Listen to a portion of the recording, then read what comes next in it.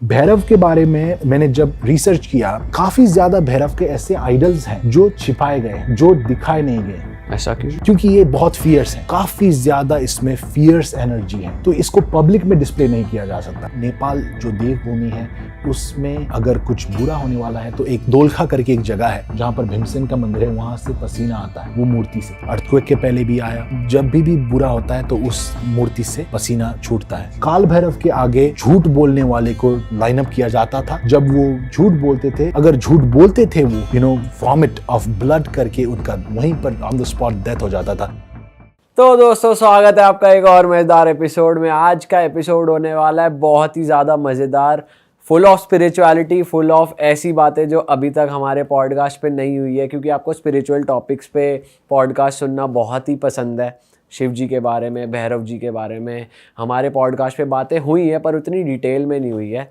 और जितना India spiritual land है, उतना ही नेपाल भी बहुत ही ज़्यादा एक स्पिरिचुअल जगह मानी जाती है। वहाँ पर बहुत ही मिस्टीरियस, बहुत ही स्पिरिचुअल, बहुत ही होली टेम्पल्स हैं हमारे हिंदू गॉड्स के। तो हमें इस बारे में एक पॉडकास्ट करना था। तो आज हमारे साथ हमारे फ्रेंड आए हैं नेपाल से, सुकृत्य भाई। ये नेपाल में ही रहते हैं, पशुपतिनाथ टेम्पल से बिल्कुल लगते हुए ही इनका घर है, बिल्कुल सामने। और इनको बहुत डीप नॉलेज है, 3 जनरेशन से इनकी फैमिली जो है स्पिरिचुअलिटी में है। तो आज हम बहुत ही ज़्यादा डिटेल में बात करेंगे शिव जी के बारे में, रुद्राक्षों के बारे में, काल भैरव जी के बारे में, और भी ऐसी चीज़ों के बारे में जो नेपाल की हैं, नेपाल में मानी जाती है और हम लोगों को नहीं पता। तो सबसे पहले स्वागत है भाई आपका। Thank you. और आप इतने शॉर्ट नोटिस पे नेपाल से स्पेशली हमारे लिए आए, बहुत बहुत शुक्रिया उसका। बिल्कुल। ये शो मैं काफ़ी फॉलो करता हूँ और मुझे यहाँ पर आना था, और यहाँ पर आप लोगों के साथ ये थोड़ा बहुत जो मैंने सीखा है उसको शेयर कर पाऊँ, वो अपने आप में एक मेरे लिए इट्स अ ग्रेट थिंग। तो thank you so much for having me here. भाई, सिंस आप नेपाल से हो एंड नेपाल का नाम आते ही पशुपतिनाथ जी का नाम आना तो है ही, मतलब। तो मैं चाहता हूँ आप हमारी ऑडियंस को थोड़ा अवेयर करो पशुपतिनाथ जी के बारे में। जो वहाँ का शिवलिंग है, ऐसा कहा जाता है पारस का शिवलिंग है। और मेरे पेरेंट्स मुझे बताते थे बचपन में कि पारस पत्थर एक ऐसा होता है जो आप जो भी टच करो वो सोने का बन जाता है। और बहुत सुना है उस शिवलिंग के बारे में। तो कुछ थोड़ा आप बताओ, क्या मिथ्स और फैक्ट्स है? बिल्कुल। देखिए, जब हम बोलते हैं कि कुछ भी टच करो तो सोने का हो जाता है, संस्कृत यानी कि सनातन एक सिंबॉलिक लैंग्वेज है, बहुत सिंबॉलिक है ये लैंग्वेज। इसको कोई मटीरियली या तो एग्जैक्टली ट्रांसलेट करता है, कोई इसको डीप और डेप्थ में जाकर जानना होता है इसको। अगर हम कुछ भी एक्टिवेटेड यानी कि पशुपतिनाथ को टच करने का अवसर तो हम यहाँ पर चारों को नहीं मिलेगा, क्योंकि पशुपतिनाथ एक ऐसा शिवलिंग है जिसको ओनली द भट्ट, और वो भी चोजन एंड बहुत ट्रेंड भट्ट ही पशुपतिनाथ शिवलिंग को टच कर पाते हैं। हम दूर से दर्शन कर सकते हैं पशुपतिनाथ का, लेकिन कोई भी उसको अगर टच करता है तो वो गोल्ड का हो जाता है। शायद इसका ये अर्थ भी हो सकता है कि वो उसका लाइफ सुनहरा हो जाता है, उसका लाइफ में गोल्ड जैसा पवित्रपन, क्योंकि हम अगर पवित्र नहीं हैं तो सोने पानी हम छिड़कते हैं, पवित्रता आ जाता है और सोने का जैसा उसका लाइफ हो जाता है। तो ये बिल्कुल सही है। और पशुपतिनाथ एक ऐसा शिवलिंग है, इसको यजमान शिवलिंग बोला जाता है। ये 12 ज्योतिर्लिंग को हम जब दर्शन करते हैं तो उसका दर्शन का फल आखिर में पशुपतिनाथ को दर्शन करने के बाद मिलता है। ये हमारे पुराणों में मेंशन है, पशुपतिनाथ पुराण में भी ये लिखा गया है। पशुपतिनाथ में एक यजमान लिंग क्यों बोला? यजमान वो होते हैं जो पूजा करते हैं। तो आप जब पशुपतिनाथ के शिवलिंग को by the grace of Lord Shiva देखोगे, अगर देखने का अवसर मिलेगा, तो उसमें आप देखोगे कि उसमें ह्यूमन लाइक फेस यानी कि आकृति, यजमान का आकृति है। 4 मुंह हैं वहां पर शिवलिंग में। तो the first Sadyojat, Vamadev to the left, right में अघोर, पीछे तत्पुरुष, और ईशान फेस, 5th फेस जो निराकार, जो शिवलिंग, जो पशुपतिनाथ हैं, जो निराकार हैं, उनको ईशान फेस रिप्रेजेंट करता है। तो इसको यजमान लिंग इसलिए बोला जाता है क्योंकि पहले तो इसमें आप अपने आकृति देखते हो। ये एक इलस्ट्रेशन है कि शिव के थ्रू आप क्रिएट हुए हो और शिव में ही जाकर आप मर्ज होगे। इस चीज का विजुअल रिप्रेजेंटेशन आपको पशुपतिनाथ में दिख जाएगा। अरे वाह। मैं अभी 25 इयर्स का हूँ। ज़्यादा ओल्ड तो नहीं हुआ हूँ, लेकिन जब से मैंने शिवलिंग पशुपतिनाथ में ही जन्म हुआ है, जैसे कि आपने बोला, पशुपतिनाथ मेरे बाय द भगवान की कृपा से हर एक रूम से, हर एक खिड़की से पशुपतिनाथ का जो बाहर का मंदिर है उसका दर्शन होता है। आज तक मैंने शायद एक भी दिन जो याद है वो ऐसा नहीं बिताया जब मैंने पशुपतिनाथ को नहीं समझा या तो मनस पूजा पशुपतिनाथ का नहीं किया। वो कहने के लिए मैं भाग्यमानी हूँ और आई एम वेरी ब्लेस्ड कि मैं वो नहीं, लेकिन व्हेनेवर आई सी शिवलिंग मैं हमेशा डिफरेंट फेस देखता हूँ पशुपतिनाथ में। कभी भी आज तक मैंने एक ही पशुपतिनाथ का फेस नहीं देखा। तो ऐसा ये अब मैं तो ऐसा हो जाता है ये कि मुझे चाइनीज़ आता भी नहीं और मैं चाइनीज़ प्रोफेसर के बारे में बयान कर रहा हूँ, जस्ट एन एग्जाम्पल। तो मेरा कोई औकात नहीं है कि मैं शिवलिंग और वो भी पशुपतिनाथ शिवलिंग के बारे में कुछ बता सकूं, लेकिन जो भी मुझे पता है द पावर, द एनर्जी, जो भक्ति का बात किया हमने।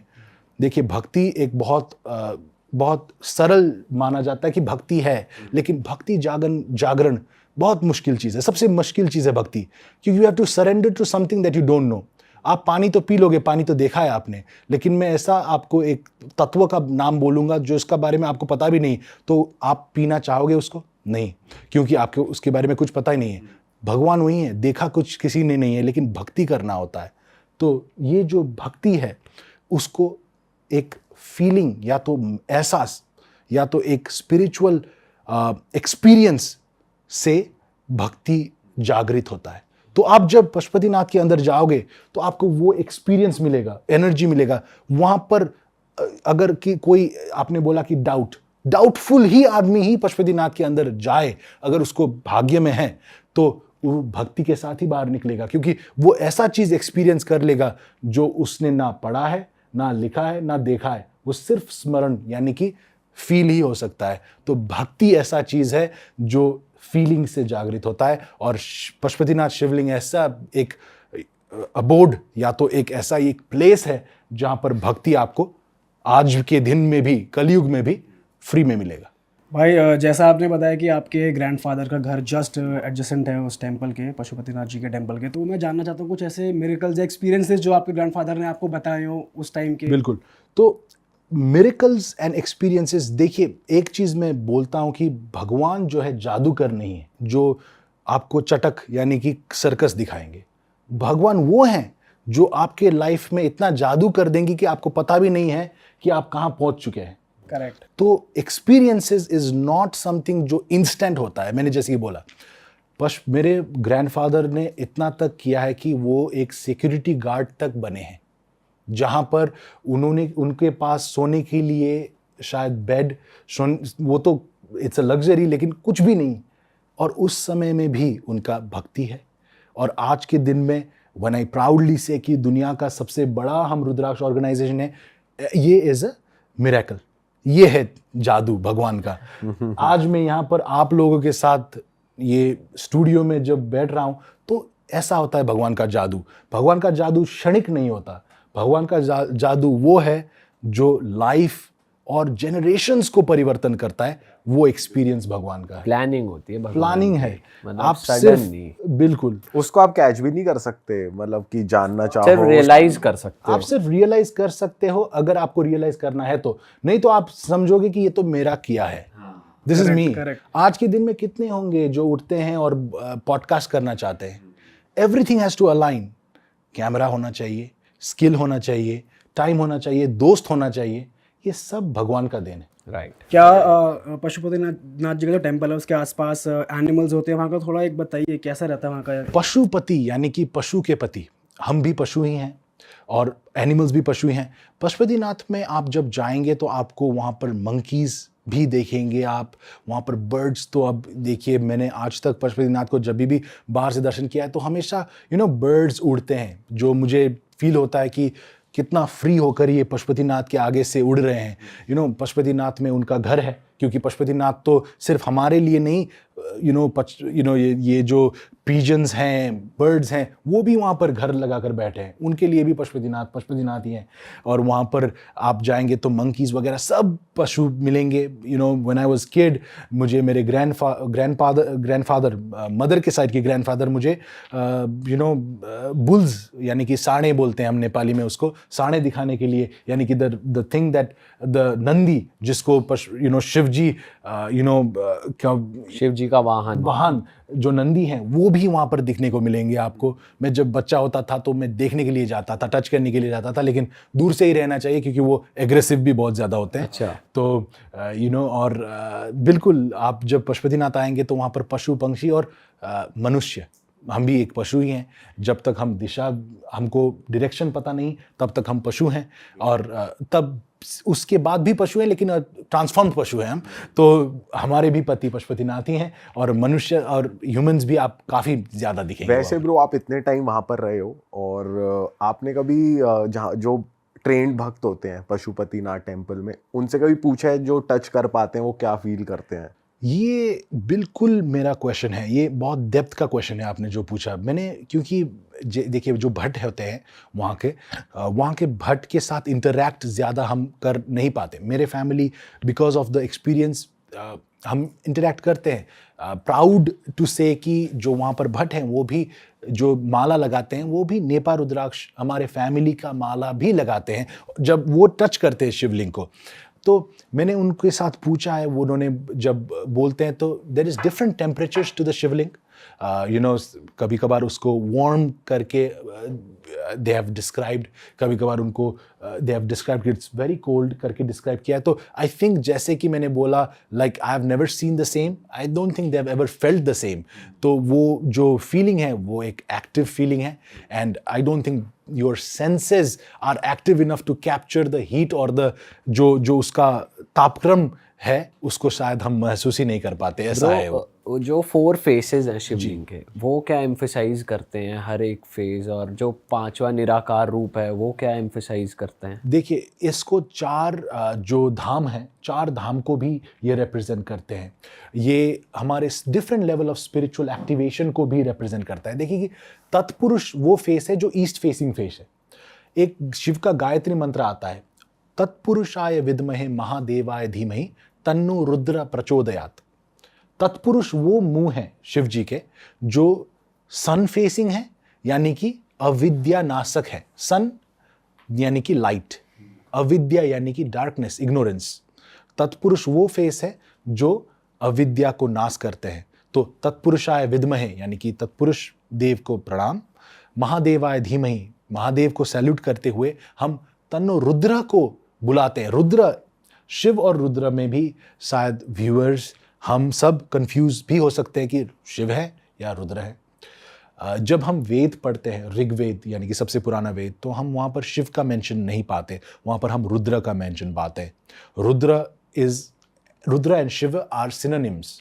ये एक ही डेटी को रिप्रेजेंट करने वाला डिफरेंट नाम है। भाई नेपाल में महादेव का वास तो है ही है, साथ ही साथ काल भैरव जी के भी बहुत सारे मंदिर है, भैरव बाबा के, और बहुत बड़ी बड़ी प्रतिमाएं हैं, बहुत फेमस है। तो मैं चाहता हूँ उनकी बात तो होनी चाहिए। बिल्कुल होनी तो चाहिए। आप कुछ बताओ हमें काल भैरव जी के बारे में, हमारे पॉडकास्ट पे बहुत कम बातें हुई हैं। बिल्कुल, भैरव के बारे में again I like to be humble, because I have to be humble, कि किसी भी देवता के बारे में, किसी भी ईश्वर के बारे में हम तो सिर्फ मनुष्य हैं, हम वर्णन नहीं कर सकते, लेकिन जितना मुझे पता है वो मैं बोलूँगा। भैरव के बारे में मैंने वीडियोस भी बनाए हुए हैं जिसमें I have gone into depth about Bhairav. Bhairav एक, अगर आप ये शब्द को ही समझ लेंगे तो ही इसमें इट्स इनफ। भैरव का 2 मतलब है, भ यानी कि क्रिएशन, र यानी कि प्रिजर्वेशन, व यानी कि डिस्ट्रक्शन। तो ट्रिनिटीज को रिप्रेजेंट करने वाला ये एक शब्द है भैरव। ओके, तो विष्णु, ब्रह्मा, विष्णु और महेश्वर तीनों को रिप्रेजेंट कर देता है भैरव। दूसरा चीज भय यानी कि डर, रव यानी कि हटाना, जो भय को हटाता है। Like I said, spiritual transformation में the last and the most difficult thing is to eliminate the fear of death, fear of anything को हटाने का काम भैरव करते हैं। और भैरव का वास bye the grace of Lord Shiva, bye the grace of Lord Bhairav, Nepal में काफ़ी ज़्यादा है। आपने काल भैरव का प्रतिमा तो देखा ही होगा। इट्स द मोस्ट फेमस प्रतिमा of Kaal Bhairav and the only प्रतिमा, ओनली मूर्ति of Kaal Bhairav where he is smiling. Bhairav is a very fierce deity. देखिए, भैरव के बारे में मैंने जब रिसर्च किया, मेरा टीम ने रिसर्च करके ये वीडियो भी हम बना रहे हैं, एंड काफ़ी ज़्यादा भैरव के ऐसे आइडल्स हैं जो छिपाए गए हैं, जो दिखाए नहीं गए, ऐसा क्यों? जो क्योंकि ये बहुत फियर्स हैं, काफ़ी ज़्यादा इसमें फियर्स एनर्जी है, तो इसको पब्लिक में डिस्प्ले नहीं किया जा सकता। लेकिन काल भैरव अगर आप जाओगे तो इन बसंतपुर दरबार स्क्वायर में ये बीचों बीच है, काफ़ी बड़ा, सभी लोग यहाँ पर जाकर हंसते हुए, खुश होते हुए दर्शन कर रहे हैं, क्योंकि that's an accessible form of Lord Bhairav, काल भैरव, जो काल यानी कि मृत्यु को भी भयमुक्त करते हैं, वो भी नेपाल में एक्सेसिबल और बहुत ही आसानी से आपको उनका दर्शन करने को मिलेगा। वो आउट इन द पब्लिक हैं। तो काल भैरव का it's one of the strongest and the most powerful presence there. ऐसा भी माना जाता है कि पहले काल भैरव के आगे झूठ बोलने वाले को लाइनअप किया जाता था, और जब वो झूठ बोलते थे, अगर झूठ बोलते थे तो वो वॉमिट ऑफ ब्लड करके उनका वहीं पर ऑन द स्पॉट डेथ हो जाता था। क्योंकि भैरव सब जानते हैं, आप कितना सच बोलते हैं, कितना झूठ बोलते हैं, भैरव के आगे नहीं छिपने वाला। It's transparent. तो भैरव साधना जो भी करता है वो भय मुक्त होता है, लेकिन भय मुक्त तभी हो सकते हैं आप जब झूठे नहीं हैं। अगर आपने कुछ झूठ बोला है मुझे, तो आप मुझसे डरेंगे, 100% डरेंगे। आप अंतिम में, लास्ट में आप अपने आप से, आप भैरव से जब सच बोलेंगे और सच का साधना करेंगे, तब आप भैरव का साधना करते हैं, तब आप भय मुक्त होते हैं, तब आप काल भैरव के सामने हंसते हुए जाकर दर्शन कर सकते हैं। तो काल भैरव का मूर्ति है। दूसरा मूर्ति आपका बटुक भैरव का भी मूर्ति है, जो वो भैरव का ही दूसरा फॉर्म है। बटुक भैरव यानी कि बच्चे भैरव का भी फॉर्म है। वहाँ पर सिर्फ आपको, जब आप बटुक भैरव नेपाल में जाएंगे तो वहाँ पर आपको कोई आकृति नहीं मिलेगा, वहाँ पर सिर्फ स्टोन्स मिलेंगे, लेकिन they carry the powers, the fear form of Bhairav. जो वहाँ पर तो काफ़ी ज़्यादा जो भैरव के मंदिर हैं वहाँ पर अल्कोहल भी दिया जाता है। एक ऐसा सेरेमनी है नेपाल में जहाँ पर भैरव के मुंह से अल्कोहल को पब्लिक को पिलाया जाता है। इसके पीछे लॉजिक क्या है? द लॉजिक इज, इसको अमृत बोलते हैं ना, अमृत बोलते हैं। तो इसमें लॉजिक देखिए आप, वैदिक सनातना का डेप्थ देखिए आप। पीछे से अल्कोहल रखते हैं लोग, लेकिन जब भैरव के मुंह से निकलता है उसको अमृत बोलते हैं। That shows the transformation of alcohol, जो तामसिक, जो एक अनकंट्रोल्ड सब्सटेंस है, जब भैरव के थ्रू पास होता है तो वो अमृत होकर निकलता है। तो आप अगर तामसिक है, आपके अंदर अगर कुछ नेगेटिव्स हैं, फॉर एग्जाम्पल एन अल्कोहल आपके अंदर है, तो आप अगर भैरव साधना करेंगे तो अल्टीमेटली आप अमृत यानी कि नेक्टर ऑफ इमोर्टैलिटी बनकर आप वापस निकलेंगे। तो ऐसा है भैरव साधना, और इसको दर्शाने के लिए एक यात्रा यानी कि फेस्टिवल ऑर्गेनाइज किया जाता है, जहां पर अल्कोहल पोर करके अमृत के रूप में वो लोग पीते हैं, रश करते हैं। वो they are so desperate to drink that alcohol, क्योंकि भैरव के थ्रू पास हुआ है, वो अब अमृत हो बट वो फिर बहुत ही कम अमाउंट में पीते होंगे ना, एज अ अमृत या? करेक्ट। अब देखिए, इंटॉक्सिकेशन के लिए तो बाहर ही जाते हैं लोग, लेकिन that is beyond intoxication, that is beyond alcohol, that is a representation. Like I said, Hinduism, अगर हम हिंदुइज्म सनातना को दूर से देखें तो ये एक बहुत डिफरेंट दिखेगा, लेकिन अगर हम इसका सिंबॉलिक मीनिंग को अगर हम जानें तो यहाँ पर टच करने से सोना भी बन जाता है, और जब हम अल्कोहल खाते तो वो अमृत भी बन जाता है। लेकिन the depth of your understanding of Sanatan Dharma represents how deep you are in your quest and what sadhana you should do. Correct. So और भी कुछ फॉर्म्स ऑफ भैरव हैं नेपाल में? बिल्कुल, एक उन्मुक्त भैरव भी हैं नेपाल में। आप जब पशुपतिनाथ, भगवान की कृपा हो तो आप जब पशुपतिनाथ जाएंगे तो आपको उन्मुक्त भैरव का एक बहुत फियर्स मूर्ति दिखने को मिलेगा, जो एक्टिव फॉर्म ऑफ भैरव है, जिसमें इवन भैरव का जो लिंग है वो भी इरेक्ट फॉर्म में है. That shows the activeness of Bhairav. वो भैरव का एक्टिवनेस क्यों हुआ? क्योंकि जब अघोर मुंह, the Aghor face of Lord Shiva is facing towards Bhairav, Aghor, ऐसा माना जाता है कि अघोर मुंह का शिवा सबसे सुंदर मुंह है, लेकिन that is also the most fierce मुंह ऑफ शिवा. एंड मूल भट्ट, जो प्राइमरी भट्ट ऑफ पशुपतिनाथ होते हैं, वो अघोर मुंह को पूजा करते हैं. लेकिन अघोर मुंह का त्रिनेत्र जब खुलने वाला था, तो भैरव, उन्मुक्त भैरव आकर अपने अघोर फॉर्म दिखाकर काम करे हैं अघोर रूप को, ताकि वो थर्ड आई ना दिखाएं, ताकि वो दुनिया को डिस्ट्रक्ट ना करें. तो वो मूर्ति आपको पशुपतिनाथ के अघोर मुंह के ठीक सामने देखने को मिलेगा. वहां पर दूसरा आपको मिलेगा कीर्तिमुख भैरव. कीर्तिमुख भैरव ऐसा भैरव का फॉर्म है जो इतने फियर्स थे कि उन्होंने अपने आप को खाना चालू कर दिया. कीर्तिमुख भैरव, तो वहां पर सिर्फ अपना मुंह है, बाकी सब अपने आप खाया है करके माना जाता है. और शनिवार को हम कीर्तिमुख भैरव में पूजा करते हैं. कीर्तिमुख भैरव में दही और चूरा यानी कि बीटन राइस हम समर्पण करते हैं. तो माना जाता है कि हमारा शनि, हमारा जो भी नेगेटिविटी है, वो कीर्तिमुख भैरव अंत करते हैं. तो ऐसे काफ़ी सनातन धर्म से जुड़े हुए, आज भी हिंदुज़म में जुड़े हुए और आज भी एक्टिव एंड लिविंग डेटीज़ हमारे नेपाल में, भारत में, देवभूमि में पाए जाते हैं. सिर्फ आँख खोलकर अविद्या को हटाते हुए इसके और बढ़ना है. हमको भगवान यहीं पर मिलेंगे, कहीं जाने का ज़रूरत भी नहीं है. थोड़ा अपनी फैमिली के बारे में बताओ भाई, कि हम तो वैसे आपको जानते ही हैं, हमारी बात हुई है आपस में, लेकिन आपकी फैमिली के बारे में आप ऑफ कैमरा बता रहे थे कि कितना ज़्यादा वो जुड़ी हुई है स्पिरिचुअलिटी से, तो थोड़ा बताओ. मेरे फैमिली के बारे में मैं हम्बल होकर, विद नॉट विद एरोगेंस बोलना चाहता हूँ कि we are the oldest family when it comes to Rudraksha. तो 3 जनरेशन से हम यही फील्ड में हैं, मेरे ग्रेट ग्रैंडफादर के टाइम से. एंड वेयर फ्रॉम मैं वैदिक फैमिली से आता हूँ, तो हमारे जो भी फैमिली का ट्रेडिशंस हैं और प्रैक्टिसेस हैं, वो वैदिक सनातन से जुड़ा हुआ है. तो इसमें मॉडर्न टेक, यानी कि it's made more accessible, I mean accessibility, और ताकि लोगों और इसके बारे में जान सके, इसके लिए हमने बहुत ट्राई किया है. लेकिन the Vedic root in my family remains. So 3 generations आगे मेरे grandmother, grandfather, everyone has contributed to what is now known as Nepa Rudraksha, जो दुनिया का आज विथ हम्बलनेस आई से कि वर्ल्ड का लार्जेस्ट रुद्राक्ष वेंडर के फैमिली से बिलोंग करता हूँ. And I am very blessed कि एक वैदिक फैमिली में जन्म हुआ है, वैदिक सनातन के बारे में जानने को मिला है, और ये प्रैक्टिसेस, नॉलेज, साधना के बारे में जानने को मिला है. तो and connected with people like you, जो इस ज्ञान को आज के कलयुग में जो हम रहते हैं, जहाँ पर डिस्ट्रैक्शंस, जहाँ पर काफ़ी ज़्यादा सब चीज़ें, everything is accessible in the digital world आज.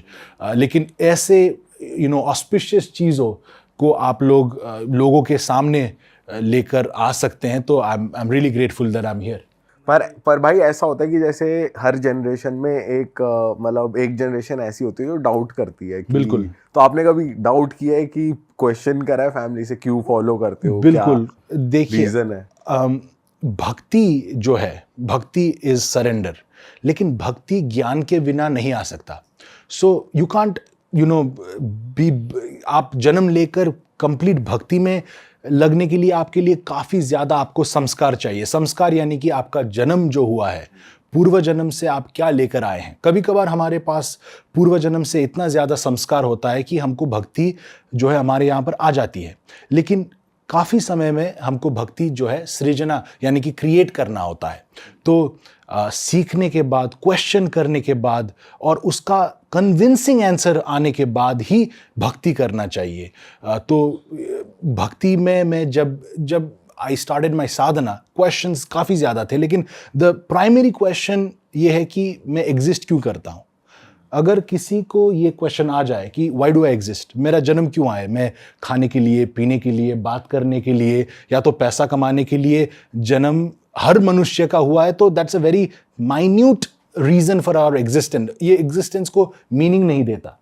तो मेरा यही क्वेश्चन आया कि वाई डू आई एग्जिस्ट, कि ह्यूमन बर्थ या तो कोई भी बर्थ क्यों हो रहा है? एंड देन जब ये क्वेश्चन आता है तो तभी स्पिरिचुअल जो है क्वेस्ट यानी कि स्पिरिचुअल एक्सप्लोरेशन में आप लग जाते हैं कि ओके ह्यूमन लाइफ तो आ गया, लेकिन हमारा एग्जिस्टेंस का पर्पस क्या है? तो मैंने जब रिसर्च करना चाहा, you know, I studied science भी मैंने पढ़ा है, स्पिरिचुअलिटी भी मैंने पढ़ा है, and what I truly believe is human birth जो है ट्रांसफॉर्मेशन के लिए होता है। ट्रांसफॉर्मेशन यानी कि आगे बढ़ने के लिए, ट्रांसफॉर्मेशन यानी कि हमको सब चीज़ बेहतर चाहिए। आप आज ये वीडियो बना रहे हो, कल एक क्वेस्ट आएगा कि मैं इससे थोड़ा सा ज़्यादा बेहतर बनाऊंगा। आप एक क्वेश्चन पूछोगे, आपको ये लगेगा कि मैं इससे एक लेवल ऊपर का क्वेश्चन पूछना चाहता हूं। तो every time we are seeking for something better. ये आप जो ट्रांसफॉर्मेशन कह रहे हैं, आप इसी एग्जिस्टिंग लाइफ की बात कर रहे हैं, फिर आफ्टर लाइफ की ट्रांसफॉर्मेशन की आप हायर लेवल्स पे चले जाएं? देखिए, हायर लेवल्स में तब जाते हैं जब लोअर लेवल का बात समझ में आता है। लाइफ का purpose is according to our Veda Purana के अनुसार, और वेद और पुराण का अंधभक्ति यानी कि पूरा अब वेद में लिखा है तो यही है, नहीं, विथ क्वेश्चन, विथ रीजनिंग। जब आप वेद और पुराण को पढ़ोगे तो आपको पता चलेगा कि the main core concept is yoga. यानी कि योग क्या है? योग इज यूनियन शिव के साथ या तो विष्णु के, आप जिसको भी आप परब्रह्म मानते हो उसके साथ का जुड़ने को हम योगा बोलते हैं। तो लाइफ का ultimate quest is yoga. Life का अल्टीमेट क्वेस्ट योगा तभी हो सकता है जब आप सेल्फ रियलाइज करो ये चीज को, उसको सेल्फ रियलाइजेशन बोलते हैं। The process from start until yoga is transformation, क्योंकि आपको अपने अंदर कुछ लाना भी है, आपको अंदर से कुछ छोड़ना भी है, ताकि आप ट्रांसफॉर्म यानी कि चेंज कर सको, ताकि आपका स्पिरिचुअल एडवांसमेंट हो सके। तो जब हम स्पिरिचुअल ट्रांसफॉर्मेशन करते हैं तो हमारे पास काफी ज्यादा डिल्यूजन्स आते हैं। वैदिक सनातन इसको 5 भाग में डिवाइड करता है। पहला तो अविद्या, पता ही नहीं कि ट्रांसफॉर्म करना है, पता ही नहीं कि स्पिरिचुअल लाइफ एग्जिस्ट करता है, पता ही नहीं कि there is a higher reality. अविद्या यानी कि ignorance is the number 1 thing that you need to tackle. तो आपने बोला कि जब मैं जन्म हुआ मेरा, तो ये शायद अविद्या से मेरा इतना ज्यादा, I did not have to go through the nuances of avidya, क्योंकि मेरे फैमिली में सबको पता था कि there is a higher reality that exist. I had to do my own sadhana to realise it. लेकिन अविद्या को मैं, I was able to, through rudraksha, through sadhana, I was able to understand अविद्या।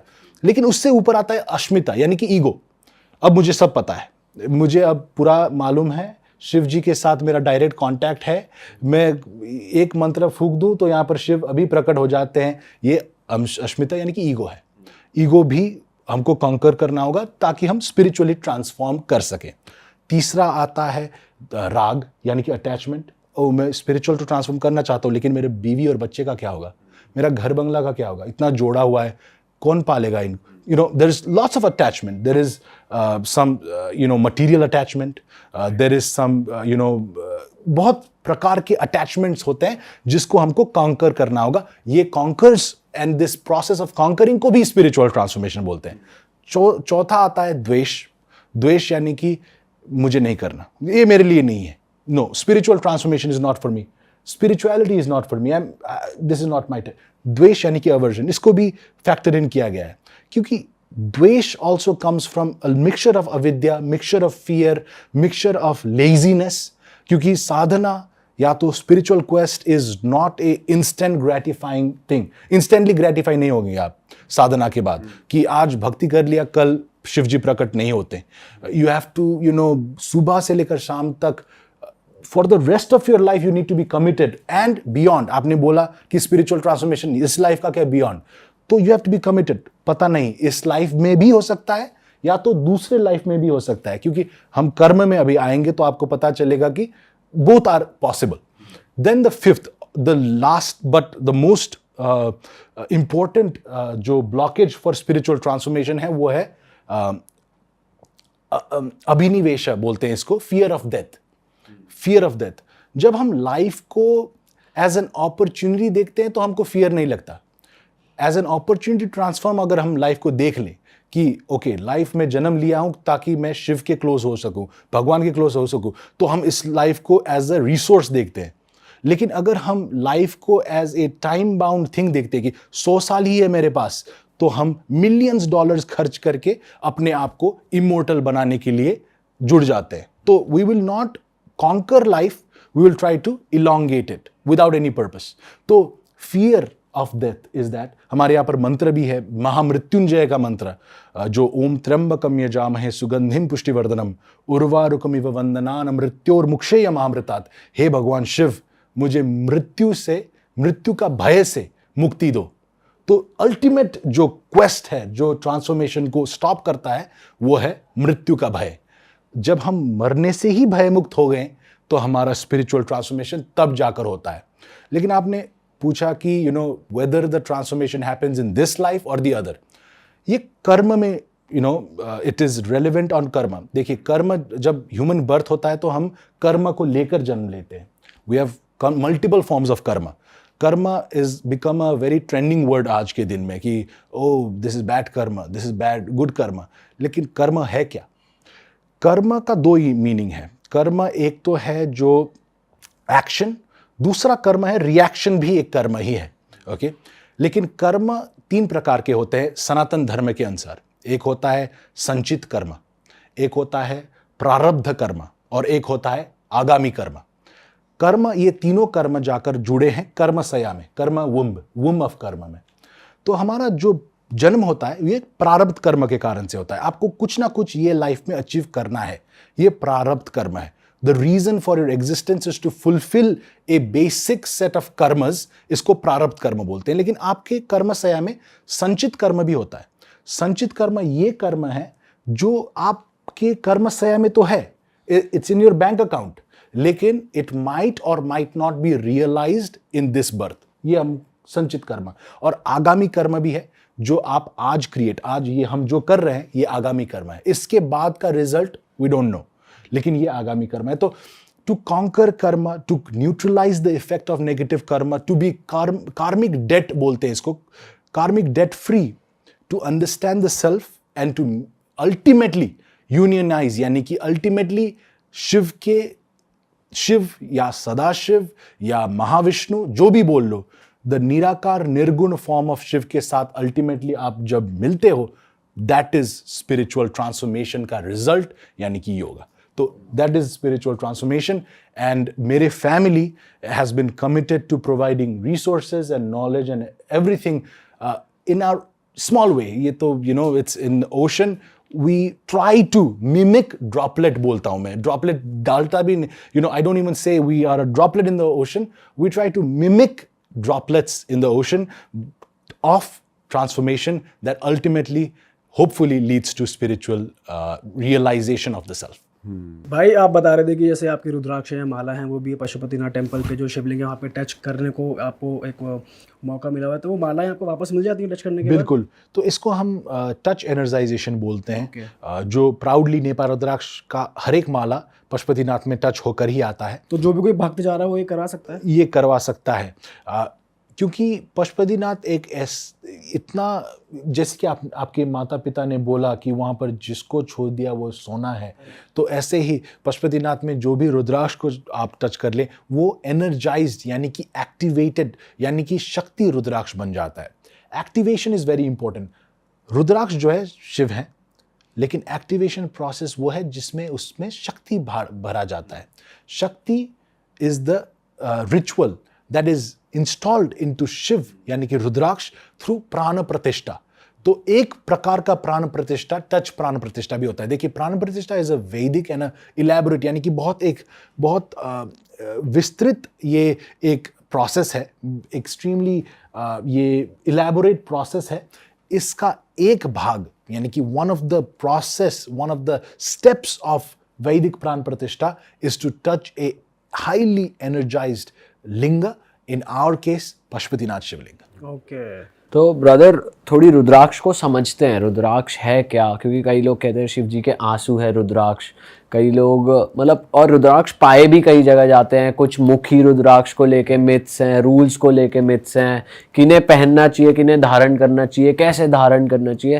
तो स्टेप बाय स्टेप चलते हैं कि रुद्राक्ष है क्या सबसे पहले, और वो प्योरेस्ट नेपाल में ही पाए जाते हैं या इंडोनेशिया में पाए जाते हैं, कैसे आपको मिलते हैं, थोड़ा बताओ इसके बारे में। सबसे पहले I think one of the best questions आपने पूछा कि रुद्राक्ष क्या रुद्राक्ष आंसू है या रुद्राक्ष क्या है? देखिए आज के दिन में रुद्राक्ष का 2 डेफिनेशंस हम पाते हैं, रुद्र, अक्ष। रुद्र तो शिव है, इसमें सबका अग्रीमेंट है। अक्ष क्या आंसू है या अक्ष आई है, आंख है शिव का। तो दोनों अगर आप डेप्थ में जाएंगे, जो मैंने अपने बुक में भी इसके बारे में काफ़ी डिटेल में मैं गया हूँ, तो अगर हम रुद्राक्ष एज आंसू जानते हैं तो ये शिव पुराण का डेफिनेशन को देखता है। तो अगर हम शिव पुराण को देखेंगे तो शिव पुराण में ऐसा माना गया है, ऐसा बताया गया है कि शिव जब एक बहुत कठिन तपस्या हजारों साल के लिए तपस कर रहे थे, तब उनके आंख से आंसू ऑफ कंपैशन यानी कि प्रेम का, सद्भाव का आंसू जब धरती में गिरा, तो वहां से रुद्राक्ष आया है। तो Rudraksha as a tear is also a correct definition. ये करेक्ट डेफिनेशन है कि रुद्राक्ष रुद्र का आंसू है। आंसू यानी कि एक श्रद्धा ऑफ टूल, ह्यूमैनिटी को एक गिफ्ट यानी कि टूल है जिससे ह्यूमैनिटी शिव की ओर जा सकते हैं। उन्होंने देखा यहाँ पर स्ट्रगल, उन्होंने देखा यहाँ पर जो जो पेन है, जो सफरिंग है, उसको देखकर जब श्रद्धा का आंसू उनके आंखों से गिरा, तब रुद्राक्ष आया है ताकि हम ट्रांसफॉर्म होके उनके यहाँ पर जा सके। एक ये डेफिनेशन है। दूसरा, रुद्राक्ष एज आई। जैसे कि मैंने बोला, one of the blockages to spiritual transformation या तो हमको शिव के और या तो भक्ति या तो योगा के लिए है इग्नोरेंस यानी कि डार्कनेस।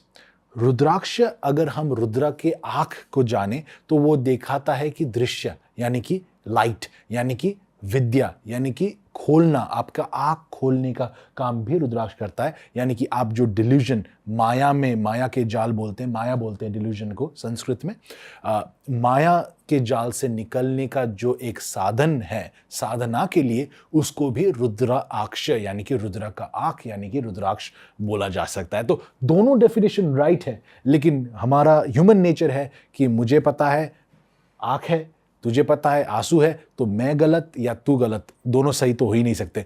लेकिन दोनों सही हैं, दोनों ब्रॉड है क्योंकि spirituality is a broad topic. And अच्छा, हमने सुना था जब शिवजी सती माता को, जब उनकी बॉडी लेकर चक्कर लगा रहे थे पृथ्वी का, और जब वो रो रहे थे, तो वो जो आंसू धरती पे गिरे वो रुद्राक्ष बन गए, ऐसा भी सुना हमने। वो शायद किसी पुराण में होगा। मैंने अपने बुक में सभी पुराण को जितना हो सके स्टडी करके, सब पुराण में डिफरेंट डेफिनेशंस हैं। शिव पुराण में कंपैशन का, अगर हम देवी पुराण को अगर पढ़ें तो देवी पुराण में लिखा गया है कि जब तारकासुर एक राक्षस का अंत करने के लिए ब्रह्मा ने भी ट्राई किया, विष्णु ने भी कोशिश किया, तो वो दोनों कर नहीं पाए। तो उसके बाद शिव जी को उन्होंने पुकारा, तो शिव जी ने बहुत कड़ा हजारों साल तक तपस्या की, आँख खोलकर, और आँख खोलकर उनके थ्रू आया अघोर यंत्र यानी कि अघोर वेपन। और वो अघोर वेपन को क्रिएट करते हुए उनके आंख से जो आंसू निकला है उसको रुद्राक्ष बोला गया है देवी पुराण में। तो इसमें तारकासुर, तीनों लोगों का असुर को मारने वाला वेपन बनाते हुए जो ताकतवर आंसू गिरा है, ताकतवर आंसू ऑफ शिव, हाईली एक्टिव आंसू ऑफ शिव जो गिरा है, उससे रुद्राक्ष बना है। तो वो भी डेफिनेशन है, और आपने जो डेफिनेशन कहा शायद उसमें भी है, मैंने पढ़ा नहीं है लेकिन शायद वो भी है। बिकॉज लाइक आई सेड, सनातन धर्म, सनातना बोलते हैं इसको, इसमें लंबा तना क्यों? क्योंकि this is a broad topic, ये अंत नहीं है, इसमें इटर्नल है। तो आपका डेफिनेशन भी कहीं ना कहीं जाकर ट्रू है, मेरा डेफिनेशन भी कहीं ना कहीं जाकर ट्रू है। लाइक आई सेड, ये droplets of gyan, droplets of information that creates the ocean that we call Sanatana. अच्छा ब्रो, रुद्राक्ष ऐसा ही क्यों है कि नेपाल में ही पाए जाते हैं, कहीं और मतलब जैसे इंडोनेशिया हमने सुना है, यहाँ पे नहीं है? इसके पीछे कुछ रीजन है कि वो मतलब या एटमॉस्फेयर ऐसा है नेपाल का कि वो वहाँ पे ज़्यादा? देखिए, अगर हम साइंटिफिक रीजंस के लिए जाएं तो वो geological positioning, Arun valley, one of the deepest points, one of the deepest valleys on earth है अरुण वैली, जहाँ पर रुद्राक्ष आता है। अरुण वैली का रुद्राक्ष होता है ये, जैसे कि काठमांडू में अगर आप रुद्राक्ष प्लांट कर लो तो वहाँ पर अच्छा A+ ग्रेड क्वालिटीज़ का रुद्राक्ष नहीं मिलेगा आपको। सिर्फ नेपाल का भी एक ऐसा वैली है जिसको अरुण वैली बोलते हैं, वहाँ से ही रुद्राक्ष आता है। ओके, तो ऐसा नहीं कि यूनिवर्सली नेपाल ऑल अक्रॉस आता है। नेपाल कितना ही बड़ा है, Nepal is a very small country, लेकिन वहाँ पर भी एक छोटा जगह है वहाँ से रुद्राक्ष आता है। तो definitely there is a scientific geological reasoning behind it. लेकिन अगर हम स्पिरिचुअल जाए तो नेपाल, भारत एक देवभूमि है। यहाँ पर हमारा संस्कार, संस्कृति, हमारा जो प्रैक्टिसेस युगों युगों तक हमने प्रैक्टिस किया हुआ है। और यहाँ पर ये एनर्जी इतना है कि आप अगर 2-3 स्टेप लो आपको मंदिर दिखाई देगा, आप 4-5 कदम आगे बढ़ो आपको कोई एक पूजा करता हुआ दिखेगा। तो ये जो देवभूमि का जो पावर है, यहाँ से ही शिव ट्रांसफॉर्मेशन का गिफ्ट लोगों को देते हैं, जो रुद्राक्ष नेपाल का होता है। इंडोनेशिया का भी रुद्राक्ष आता है। इंडोनेशिया में रुद्राक्ष देखने जैसा आता है, लेकिन वो काफ़ी छोटा होता है। आप अगर जपमाला आपने देखा होगा, काफ़ी छोटा जपमाला, वो जप के लिए क्योंकि कंफर्टेबल होता है, वो इंडोनेशिया से मिलता है। दूसरा ज्वेलरीज के लिए, अगर आप ज्वेलरी के लिए रुद्राक्ष यूज़ करना चाहते हैं तो नेपाली रुद्राक्ष इज़ हाईली एनर्जेटिक, लेकिन it's very big. It's not for jewelry, it's for Sadhana, it's for तपस, it's for transformation। लेकिन अगर आपको ज्वेलरी के लिए रुद्राक्ष चाहिए तो काफ़ी अच्छा रुद्राक्ष आपको इंडोनेशिया से मिलेगा, क्योंकि वो काफ़ी ज़्यादा छोटा होगा, 7 mm। नेपाली रुद्राक्ष 5 मुखी रुद्राक्ष जो आप ने भी पहना है, मैंने जो पहना है, ये रुद्राक्ष आपका 18-19 mm का होता है। ये नेपाली रुद्राक्ष छोटा वाला। इंडोनेशियन रुद्राक्ष 7-8 mm का होता है। तो it's a very big difference. तो इंडोनेशिया में भी जो जपमालाज आते हैं वो इंडोनेशिया से आते हैं, वो ज़्यादा कंफर्टेबल रहता है। जो नेपाली रुद्राक्ष है वो धारण करने के लिए। देखिए, रुद्राक्ष का 3 पर्पसेस है। एक है मंत्र, तंत्र और यंत्र।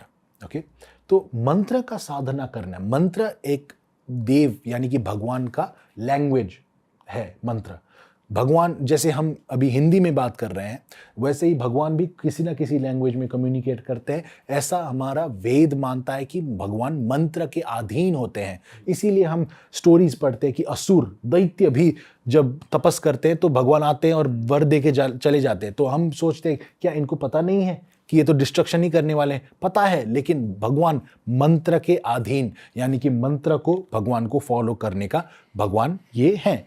तो इसीलिए मंत्र साधना किया जाता है। आप बीज मंत्र बोल लो या पूरा मंत्र। पूरा मंत्र ऐसा मंत्र, 2 प्रकार के मंत्र है, ये भी मैंने बुक में काफ़ी इलेबोरेट गया हूँ मैं इसमें।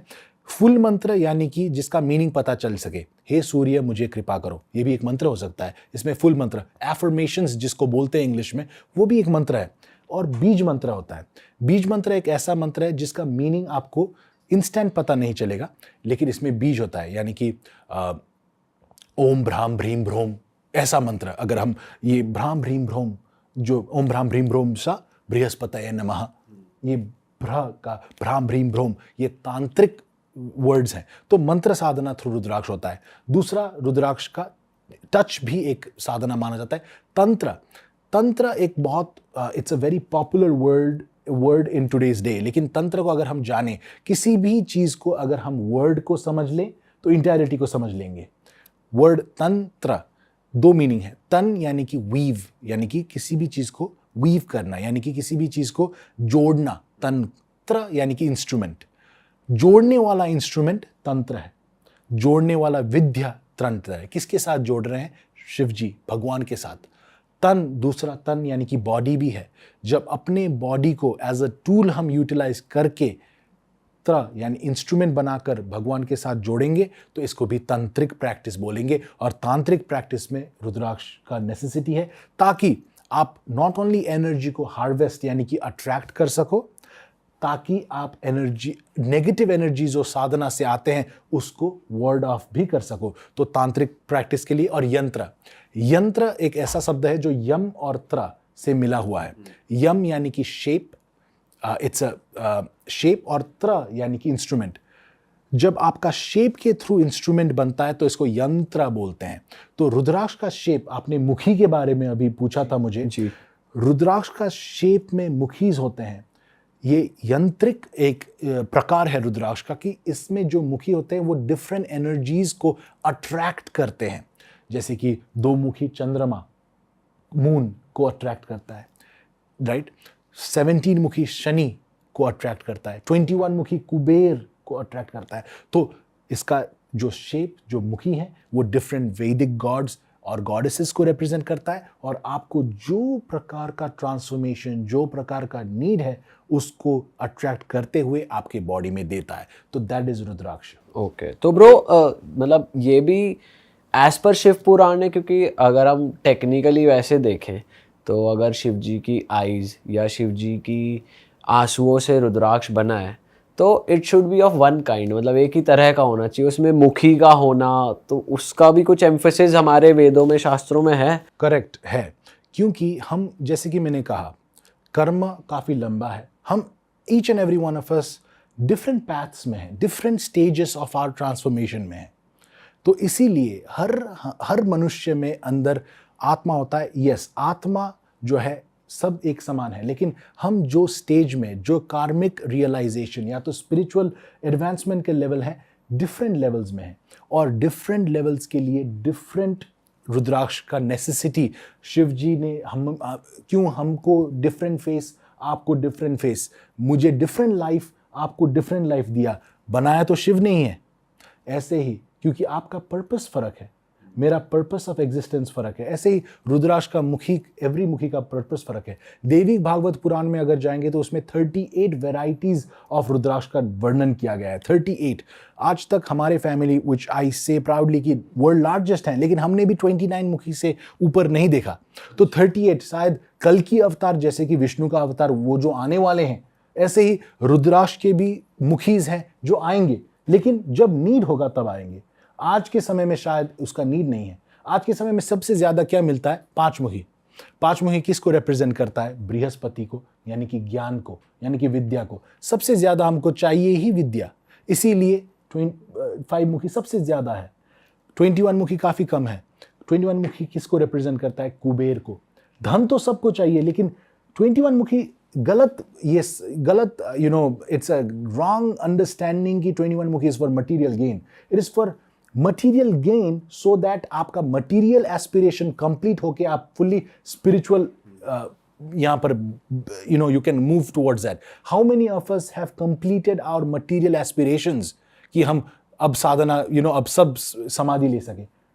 Very less amount of us, hence less production of it, less creation of it. No one controls the supply of rudraksha, only Shiva does. अच्छा, क्योंकि रुद्राक्ष मैनुअली आप लोग, Definitely जैसे not. Since you are in the business of this, तो आप उसकी production या No. उसको कंट्रोल नहीं कर सकते, availability. no one can do that.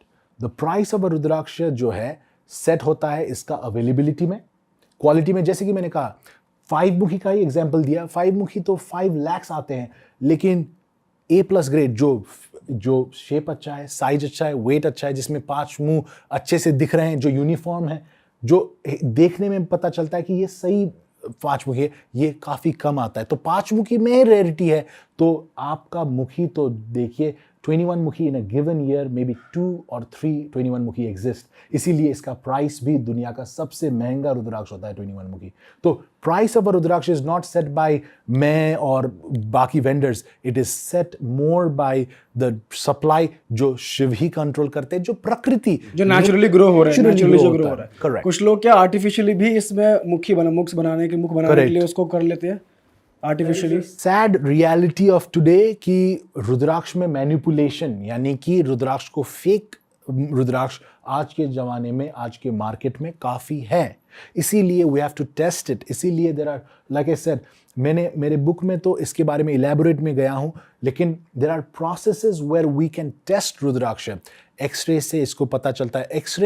X ray test क्यों करते हैं? आज के दिन में रुद्राक्ष में X-ray test is very famous, लेकिन I think being in this market, not out of ego, लेकिन ये मार्केट में होने के कारण से मुझे पता है कि 99% ऑफ द पीपल जो एक्सरे टेस्ट करते हैं उनको पता भी नहीं है कि एक्सरे कैसे देखें, क्योंकि x ray is it's a very complicated tool.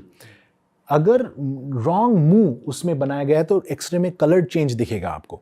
Artificial material भी दिख जाएगा। आर्टिफिशियल मटेरियल अगर फिल करके वेट गेन किया है तो एक्सरे में दिख जाता है।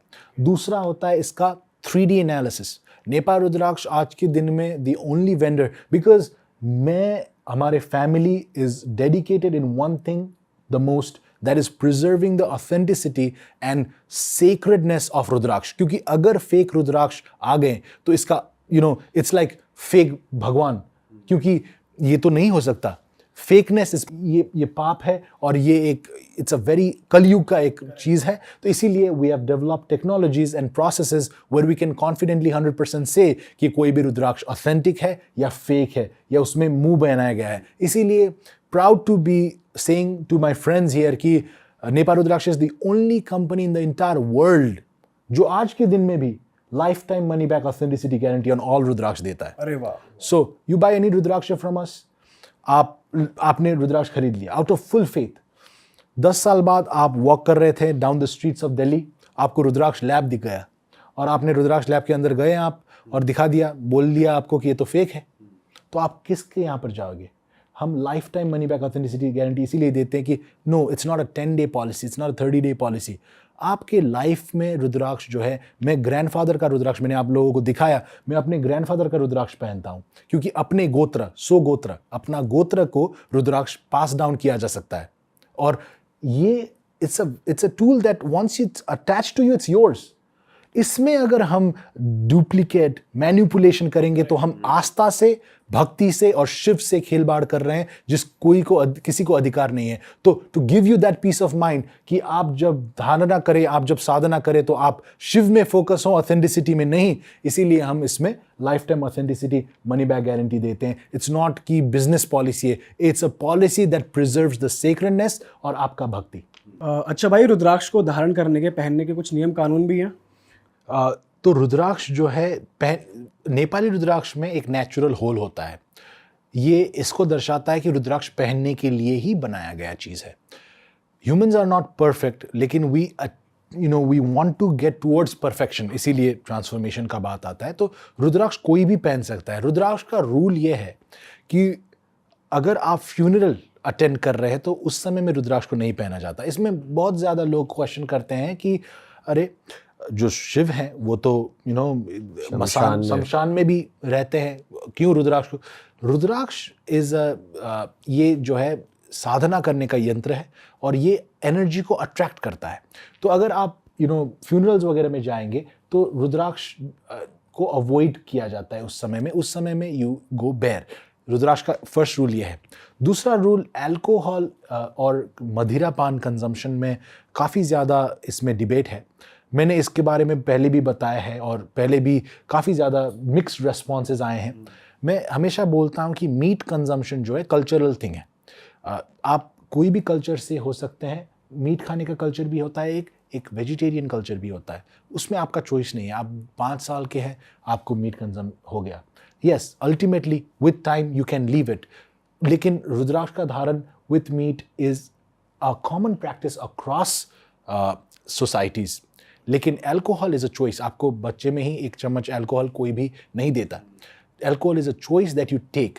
अल्कोहल जो है हमारा कॉन्शियसनेस जो है, जो हमारा स्थिरता है, उसको थोड़ा सा डिविएट करता है। ऑलराइट। और क्या क्या मिथ्स हैं अगर कोई रुद्राक्ष धारण करता है? सेक्सुअल एक्टिविटी को लेकर भी कुछ है? सेक्सुअल एक्टिविटी हमारे जो वैदिक, अगर हम सनातन धर्म के बारे में हम जाने तो sex is a very it's a spiritual act and it's a very, लेकिन sex for creation, sex for pleasure is different topic. लेकिन sex for creation, sex for procreation has been elaborately discussed in our आपका मंदिर में भी आपको images भी दिख जाएगा। Sex is a sacred act and Rudraksh and sex have never been discussed or written, or any kind of rules and restrictions with Rudraksh and sex have not been given. There are a few Rudrakshas like Garbha Gauri Rudraksh या तो गौरी शंकर रुद्राक्ष, जो आपके relationship, आपके procreation के लिए add करने का रुद्राक्ष भी है। तो sex and rudraksha are not linked in a negative way. कभी कभार when you are not able to conceive, there are rudraksha that you wear in order to conceive। तो वो मेल पहनते हैं या फीमेल पहनते हैं? ज़्यादातर गर्भ गौरी रुद्राक्ष फीमेल पहनते हैं, लेकिन there are certain astrological conditions जो आपके मे बी planets को ऐसे पोजिशन कर गए हैं कि there is some kind of problem in procreating, then men and women together wear rudraksha in order for them to solve that। Females भी रुद्राक्ष पहन सकते हैं? 100% फीमेल्स रुद्राक्ष पहन सकते हैं, इसमें कोई रिस्ट्रिक्शंस नहीं है। हम देवी दुर्गा को भी रुद्राक्ष धारण किया हुआ हम देख पाते हैं, उसमें कोई रिस्ट्रिक्शन नहीं है। फर्स्ट टाइम रुद्राक्ष का धारण ड्यूरिंग मेंस्ट्रुएशनल साइकिल अवॉइड किया जाता है, क्योंकि that is a very energy dense time for the female, and Rudraksh is a very energy dense material. Therefore अगर दो एनर्जी डेंस को मिला जाए तो इसमें थोड़ा प्रॉब्लम ऑफ सेटलमेंट हो सकता है. तो once you are out of your period cycle आप पहन सकते हैं, एंड आफ्टर आप धारण करते हैं तो you don't have to remove it during period cycles. अच्छा, फर्स्ट टाइम धारण नहीं करना उस टाइम. एंड ब्रो अगर हम सूटेबिलिटी की बात करें रुद्राक्ष की, तो ये कैसे पता चलता है कि ये मेरे लिए सूटेबल है? Like do you see charts कि भाई एस्ट्रोलॉजी देखते हो बंदे की? देखिए, रुद्राक्ष को अगर हम वैदिक रूप में देखे जाए, पुराणिक रूप में देखा जाए, तो रुद्राक्ष को माला के रूप में पहनते हैं. इसमें इंद्रमाला होता है जिसमें 1 से लेकर 21 मुखी, त्रिजुटी, निराकार सभी माला है, और ultimate goal is to get the Indramala. सिद्धमाला होता है जिसमें 1 से लेकर 14 मुखी तक. सिद्धमाला काफ़ी ज़्यादा प्रकार के होते हैं, राइट. लेकिन आज के, बिकॉज आई सेड कि रुद्राक्ष रेयर है, सबको रुद्राक्ष सभी माला नहीं पहन सकते, तो rudraksha, no rudraksha has ill effect. आपको ऐसा कोई रुद्राक्ष नहीं है जो आपको सूट नहीं करेगा. Rudraksha is not a gemstone कि इसको एडवर्स इफेक्ट हो जाए, लेकिन you can definitely prioritise on the rudraksha that you wear, ताकि आपको इंस्टेंटली वो रुद्राक्ष का बेनिफिट जो आपको चाहिए वो मिल पाए. तो इसके लिए आपका birth chart is a very unbiased way in order to recommend a person rudraksha. Birth chart जो है, देखिए एस्ट्रोलॉजी में इस पॉडकास्ट में शायद हम उतना डीप में नहीं जाएं, लेकिन birth chart is a map. ये मैप है एक, जिसके थ्रू आप अपने आप को समझ पाएंगे. It has been taken as a prediction. आप मेरे 2 साल के बाद क्या होगा, 3 साल के बाद, दैट्स अ प्रिडिक्टिव नेचर. लेकिन prescriptive nature of astrology is different. It is to identify yourself. आपका गुण क्या है, आपका आप what is the characteristics of yours, आपका टेंडेंसीज क्या है, ताकि आप अपने आप को जान पाएं और आप make a wise decision based on that. तो रुद्राक्ष आपको ये बता देगा कि ओके, आपका जो है राहु इज इन द लग्न, तो आप बहुत अनप्रिडिक्टेबल हैं, आपका काफ़ी ज़्यादा अनप्रिडिक्टेबिलिटी है. तो it is a good unpredictability as well as bad. तो इसका अगर हमको नेगेटिव कॉन्सिक्वेंसेज निकालना है तो राहु के लिए मैं आपको 16 मुखी रेकमेंड करूंगा. देखिए, आपको अल्टीमेटली तो सभी चाहिए. क्यों? क्योंकि okay, I just want to focus on wealth, किसी का नहीं होगा. I want to focus on my dharma, I want to focus on my mind, मेरा इमोशनल, मेरा relationship, everything ultimately is what makes life, hence mala. लेकिन आज के दिन में मेरा सबसे इंपॉर्टेंट चीज़ मेरा कैरियर है, या तो मेरा सबसे इंपॉर्टेंट चीज़ मेरा इमोशनल वेलबींग है. तो उस हिसाब से हम रुद्राक्ष को रेकमेंड कर सकते हैं. Hence birth chart analysis, birth chart में भी रुद्राक्ष फोकस्ड एनालिसिस, क्योंकि अनफॉर्चुनेटली इन टुडेज डे रुद्राक्ष का अध्ययन के बिना एस्ट्रोलॉजिकल एडवाइस भी दिया जाता है. एस्ट्रोलॉजर्स एस्ट्रोलॉजी में बहुत अच्छे होते हैं, लेकिन रुद्राक्ष का ज्ञान के साथ एस्ट्रोलॉजिकल एडवाइस देना बहुत इंपॉर्टेंट है. इसीलिए Nepa Rudraksha provides free consultation. Maybe there are different sources. देखिए, ज्ञान के लिए काफ़ी ज़्यादा सोर्स है, लेकिन we, like I said, add to it, and for that we provide free astrological consultations to everyone.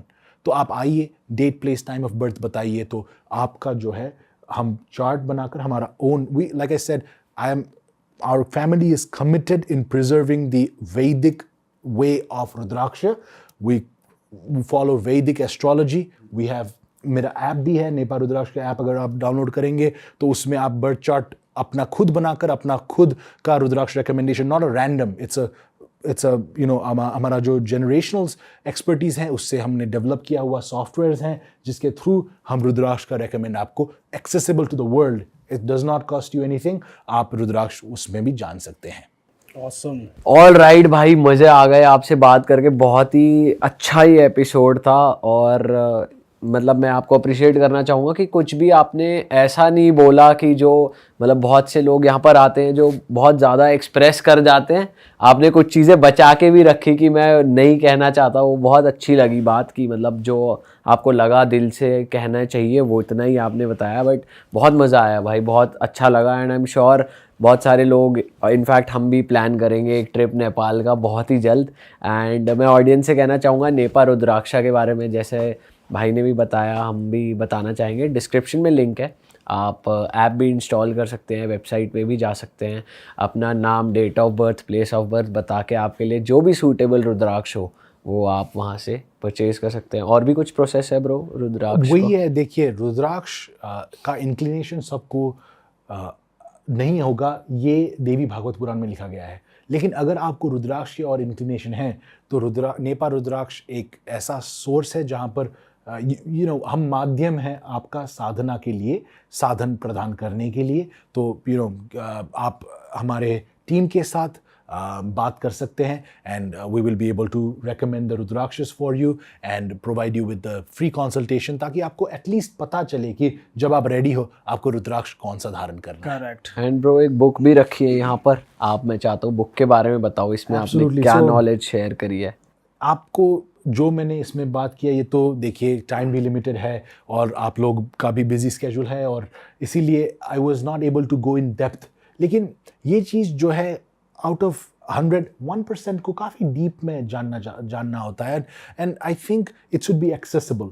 तो एक किताब, एक बुक ऐसा माध्यम है जिससे इस नॉलेज को इन अ डेप्थ हम एक्सप्लेन कर सकें। तो ये बुक आने वाला है, spiritual transformation, transform your life through rudraksha, और ये transform your life through rudraksha is going to give you knowledge on transformation है क्या, रुद्राक्ष है क्या, and how you can use it and its power to harness yourself and hopefully get closer to Lord Shiva.